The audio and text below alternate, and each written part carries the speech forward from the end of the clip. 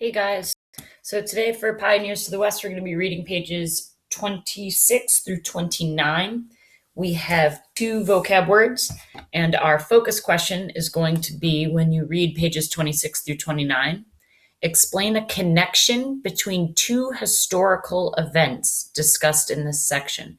So what our job is going to be today is to, after we read, to explain how two things that happened are connected in this section. And they have to be historical events, meaning things that happened in history. So as we know, the whole text, Pioneers to the West, is a history text because it has to do with the United States in the past.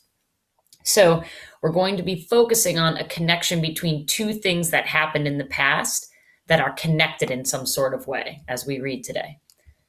All right, so let's get started. From Sea to Shining Sea. In 1845, a U.S. magazine writer said it was his country's manifest destiny, or fate, to stretch from the Atlantic Ocean to the Pacific Ocean.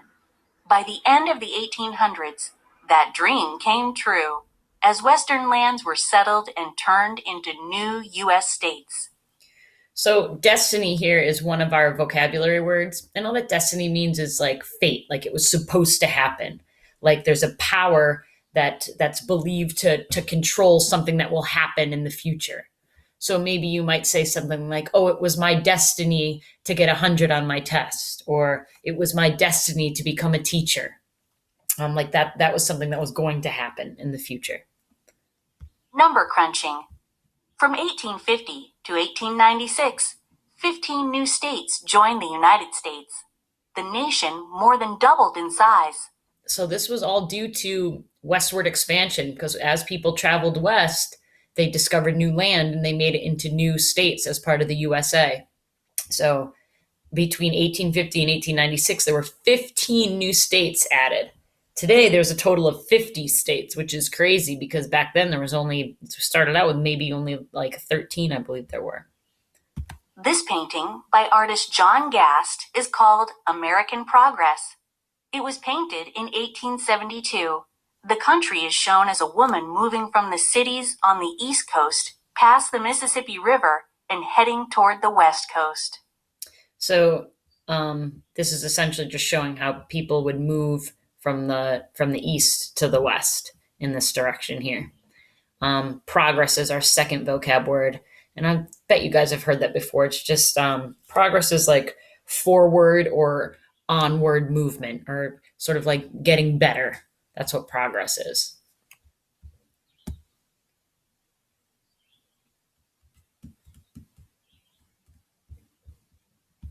But this destiny came at a price. Throughout the 1800s, thousands of American Indians were forced off the land that their people had lived on for hundreds of years. They were sent to live in special places set up by the government, called reservations. Those who refused to leave faced the force of the U.S. Army. This is a sad chapter in U.S. history. So this is one event that happened in history, is as people moved west, and we learned this before, these American Indians were kicked out of their homes. So the people were settling in these Western lands, but at the same time, the American Indians were getting kicked off of their lands. So that could be our connection there. Two events that happened in history where people were heading west, and at the same time, American Indians were getting kicked out of their homes. Those are two separate events that are connected in one sort of way. So you could use those for your two events that as people headed west, the American Indians got kicked out of their homes. Starting in 1838, the U.S. government sent thousands of American Indians from their homelands in the East to Oklahoma. This journey became known as the Trail of Tears. Which is kind of a sad thing because these American Indians they got kicked out of their land. So they had to take this journey, and they called it the Trail of Tears because it made them so sad that they got kicked off their land. Since we're running out of time, we'll wait for the next video for